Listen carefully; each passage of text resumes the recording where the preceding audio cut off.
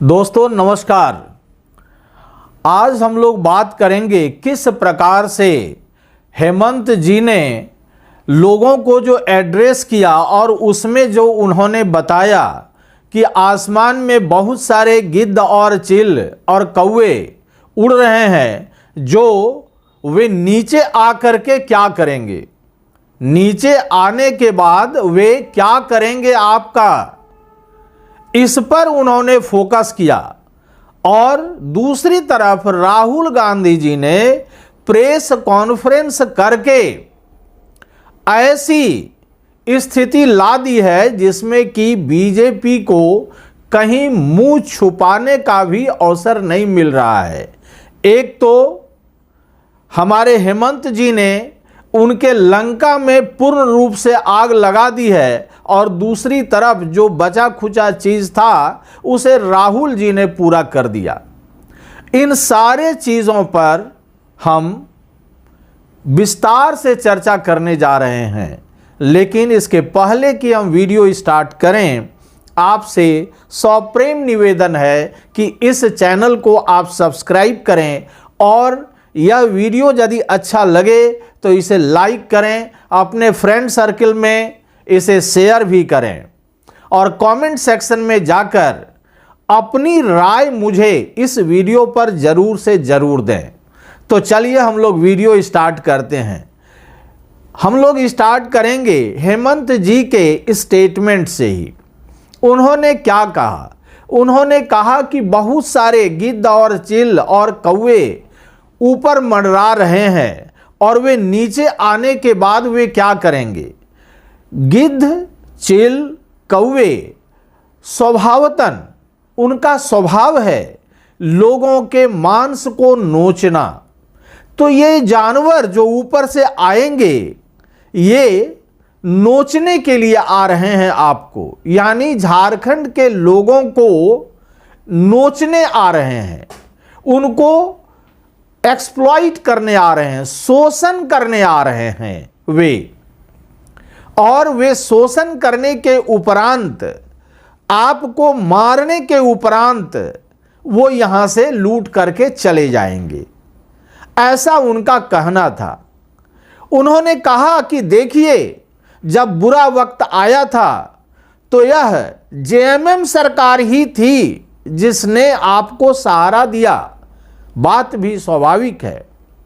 Corona काल में मैंने खुद देखा है कि हेमंत जी ने किस प्रकार से बाहर से आने वाले हमारे मजदूर भाई लोग जब आ रहे थे, कोई महाराष्ट्र से आ रहा था, कोई गुजरात से आ रहा था, कोई बेंगलोर से आ रहा था, कोई मुंबई से आ रहा था, कोई दिल्ली से आ रहा था, उन सभी हमारे मजदूर भाइयों को इन्होंने आश्रय दिया, मंगाया, उन्हें अच्छे ढंग से कोरोना का टीका वगैरह सब लगवाया और सारी सुविधाएं देने के उपरांत उन्हें खाना खर्ची भी दिया गया। और उसी समय इन्होंने दाल भात योजना शुरू की थी, जिसके द्वारा जितने लोग, जो उस समय लॉकडाउन था, तो लॉकडाउन के समय में उन्होंने याद दिलाया कि झारखंड के वासियों, आपको याद करना होगा कि उस समय किस सरकार ने आपकी मदद की थी। और उन्होंने कहा दाल भात योजना शुरू करके मैंने कितने गरीब लोगों की जान बचा दी। और आज ये आ रहे हैं, हमारे जितने भी परिश्रम थे उस पर पानी फेरने के लिए ये गिद्ध चिल कौवे ऊपर मंडरा रहे हैं, और वे कुछ नहीं करेंगे सिवाय आपको नोचने के, यानी आपका एक्सप्लॉइटेशन करने के, आपका शोषण करने के अतिरिक्त वे कुछ भी नहीं करने वाले हैं।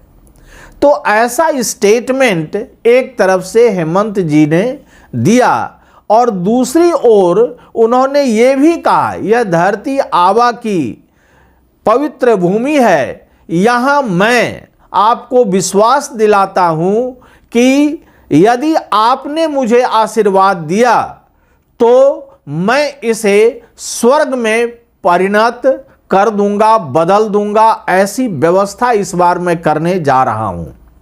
दूसरी तरफ कल्पना सोरेन जी ने तीर और कमान लेकर के इस प्रकार से इस सिंबल को दर्शकों को दिखाया कि जिस प्रकार से उनके पूर्वजों ने, यानी हमारे सिदो कान्हो जी, हमारे ये जितने भी हमारे जो लोग थे आदिवासी समूह से, उन्हें भगवान का भी दर्जा दिया गया है।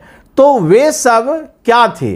वे सब अंग्रेजों को भगाने के लिए यहाँ से अपनी जान की बाजी लगा दी थी। उसी प्रकार से कल्पना सोरेन जी ने तीर धनुष को दिखा करके कहा कि हम हमारे शोषण करने के लिए आने वाले जो लोग हैं उसको इसी से जवाब देंगे और हम यहाँ से झारखंड से भगाएंगे। तो ऐसा स्टेटमेंट देने के बाद यह जो भी यहाँ के आदिवासी हैं, मूलवासी हैं, सभी लोगों को लगा कि नहीं, मेरा अपना कोई है, अपना कोई पार्टी है जो कि हम लोगों के बारे में भी सोच रहा है। इस प्रकार से एकदम कहिए 1-to-1 कांटेक्ट जिसको कहा जाता है, उन्होंने साधने का प्रयास किया। तो एक तरफ कल्पना जी का और दूसरे तरफ हेमंत जी का जो प्रचार प्रसार आज अंतिम समय था, आज अंतिम दिन था, यह इतने जोर शोर से चला कि यहाँ जितने भी बाहर से बोरो खिलाड़ी आए हुए थे झारखंड में खेलने के लिए, उन सभी का पत्ता साफ हो गया। वे अब किसी भी रूप में मुझे नहीं लगता है कि झारखंड के लोगों को आकर्षित करने में सफल हुए होंगे, या दूसरे शब्दों में कहा जाए झारखंड के वासियों ने शायद ही कान दिया होगा उनकी बातों पर।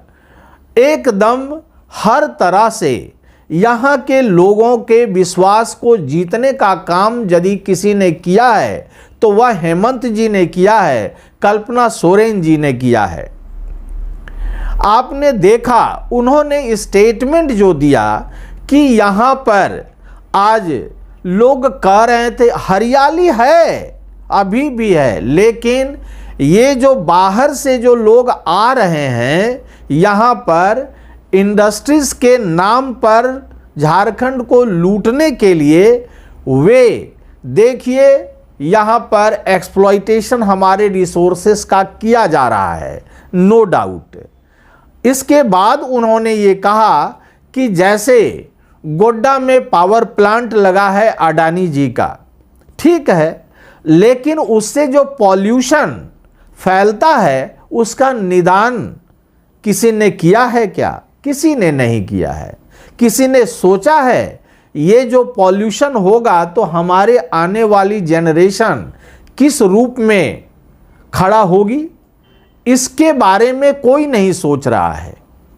उन्होंने स्पष्ट रूप से कहा है कि देखिए, झारखंड के विकास में बाधक यदि कोई बन रहा है तो वह केंद्र सरकार, क्योंकि 1,36,000 करोड़ रुपए का जो हमारा बकाया है झारखंड का, वो यदि मिल जाता तो हमारा बहुत सारा इंफ्रास्ट्रक्चर का काम होता और दूसरी तरफ हम अपने गरीब गुरबे लोगों को कुछ न कुछ सहायता देने के स्थिति में रहते, उनका स्टैंडर्ड ऑफ लिविंग अपग्रेड होता और तब लोगों को और हम नज़दीक पाते, अपने लोगों को अपने नज़दीक पाते और कोई भी ताकत मुझसे हमारे झारखंड वासियों को हमसे अलग नहीं कर पाती। तो यह बात तो स्वाभाविक है, जीएसटी का मामला हो, रॉयल्टी का मामला हो, हर तरीके से केंद्र सरकार ने राज्य सरकारों को पैसे देने में अपनी हाथ, है ना, एकदम टाइट की हुई है, जिससे हमारे यहाँ के विकास कार्यों में अवरोध लग रहा है, रोक लग रहा है। तो इन सारे चीज़ों को हेमंत बाबू ने जनता के बीच में जा कर के इसे एकदम एड्रेस किया है, उन्हें अपने तरफ आकर्षित करने की कोशिश की है, जिसमें कि मुझे लग रहा है कि 100% रिटर्न मिल रहा है। आज हालांकि आखिरी दिन था और इस आखिरी दिन में दोनों ने और भी लोगों ने, यानी जेएमएम को सपोर्ट करने वाले लोगों ने पूरे अच्छे ढंग से इसमें सहयोग किया, किसी ने भी नानुकुर नहीं किया है। बिहार से भी तेजस्वी यादव का आगमन था, उन्होंने भी अपनी बात रखी जनता के बीच में, उन्हें भी कुछ सीटें दी गई हैं।